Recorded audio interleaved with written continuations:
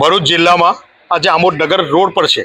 આમોદ નગરના લોકો સાથે આજે મામલતદાર ઓફિસે અમે રજૂઆત કરી છે, અમારું આવેદન પાઠવેલું છે.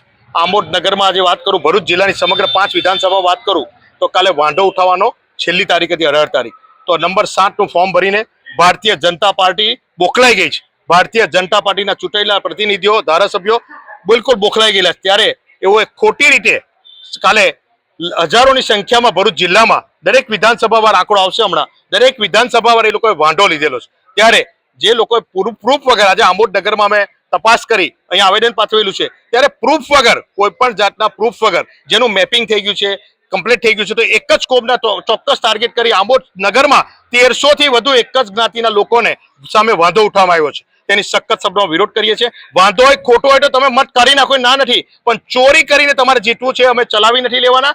અને જેની સામે આ ખોટી રીતે વાંધો લીધેલો છે, જેને ખોટું પ્રૂફ વગર કરેલું છે, જેનું નામ લીધે છે અંદર, એની અમે ગુનો બને છે, એની અમે FRI કરવાની છે, અમે નોંધ આપેલી છે, અને એની અમે FRI અમે કરીને રહીશું.